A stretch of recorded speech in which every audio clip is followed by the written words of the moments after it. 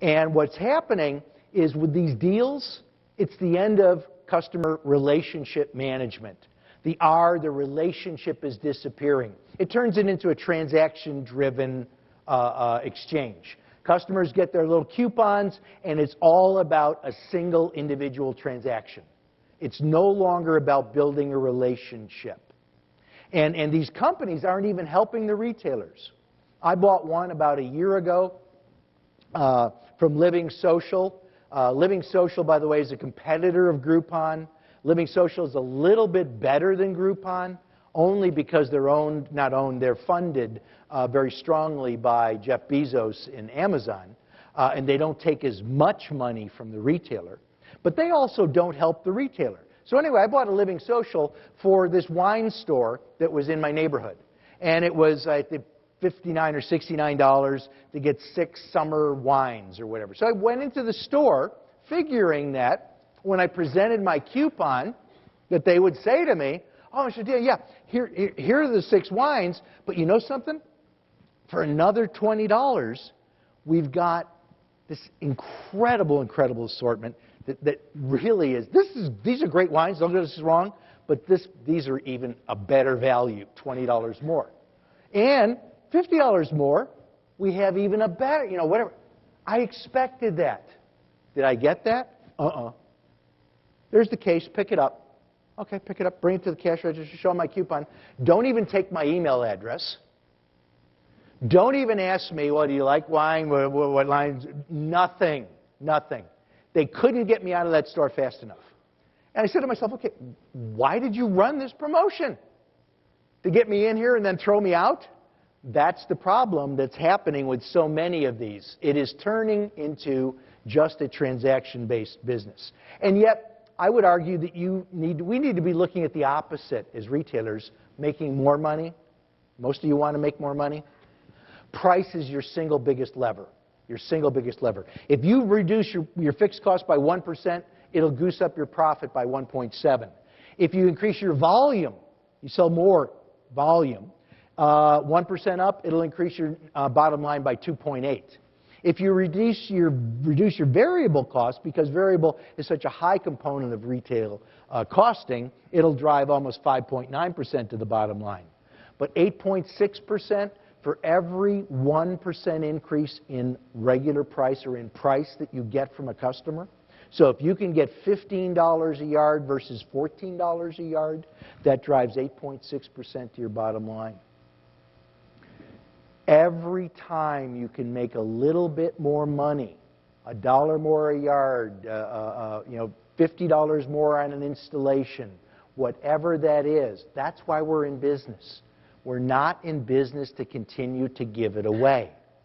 And it becomes easier, by the way, when you're doing all the other things right. When you're doing the things like having a wonderful store and a great experience for the customer. Because if you're on this race to the bottom, that's your new employee. Welcome to your new employee. That's all you'll be able to afford. That's it. Because you won't have enough margin to hire the kind of quality people that you need to have. And again, if you only compete on price, the big boxes are going to come along and just destroy you. Because they've got deeper pockets. They can buy in much larger quantities. And yeah, Walmart's not carrying flooring, but Home Depot is, and Lowe's is. There's a lot of big boxes out there. And if price is your only motivator, then yeah, you will be absolutely killed. What's happening in America today, and this is the discussion I believe you need to have with every customer. Way back in actually he wrote this in about 1570, Sir Thomas Gresham. Remember that name? He was an English economist.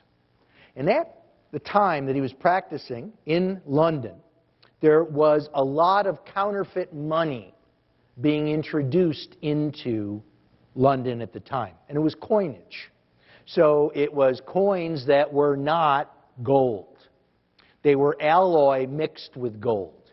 So how many movies have you watched where you saw people biting the coins to see if they were real? That was one of the only ways you can test to see if it really was all gold and not some kind of alloy.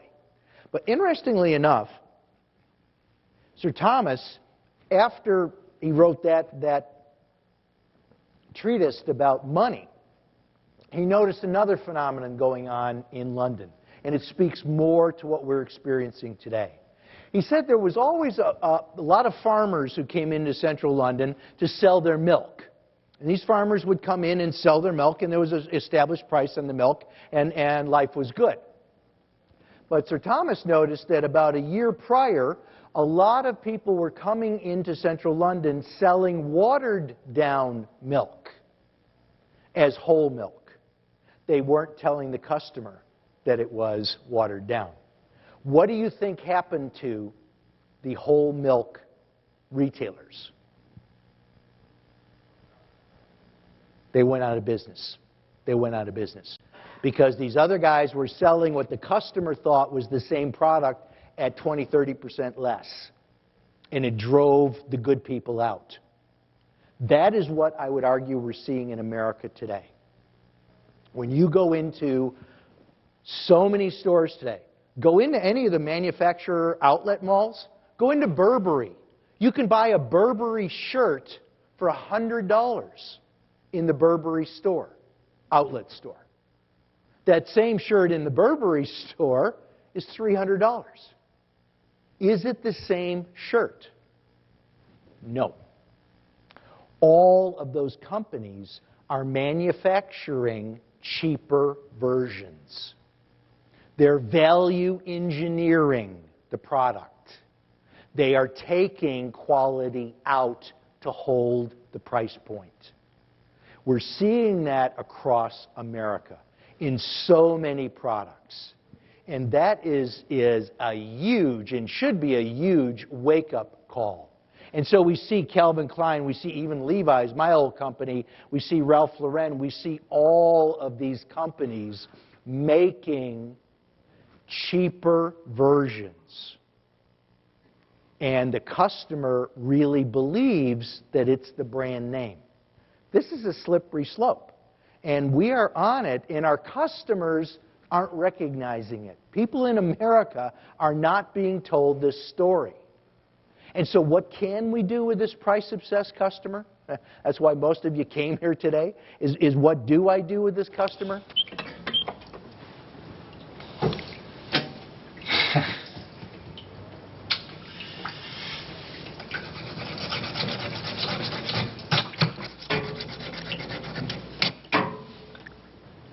Well, Mr. Castorini, what do you think?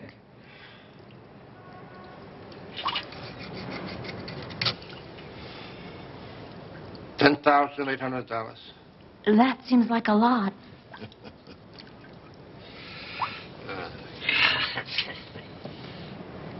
Look, there are three kinds of pipe.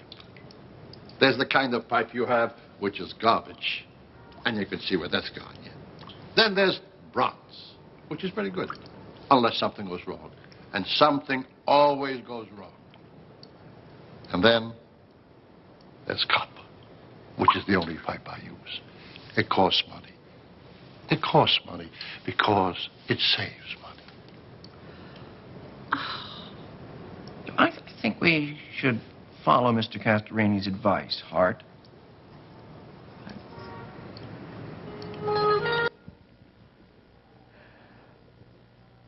That's from Moonstruck.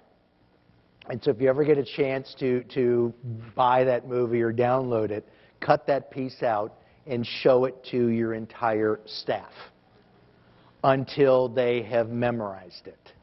And this lesson of cost and price is really spoken so beautifully in that little vignette, that he is teaching that customer that, yeah, you can get cheaper stuff, but something goes wrong.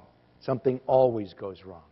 And he's explaining that the price is what you pay today, cost is what you spend over time. And I don't believe that we're good at explaining that to customers.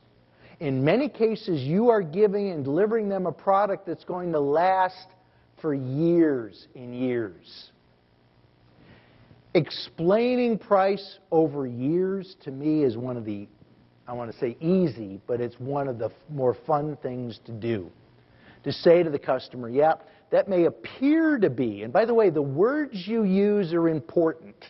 And so when I'm discussing price with a customer, I am never going to say, oh yeah, we are priced higher. I'm going to use words like, wow, our price may appear to be slightly higher. May appear to be slightly higher than whatever. But it is in reality an awful lot lower. When you look at 5 cents a day, the difference between this floor and that floor, and over a 20-year time span, it's absolutely worth it. When we can explain price over time, or cost over time, that's what really gets to a customer. That's what they come to understand.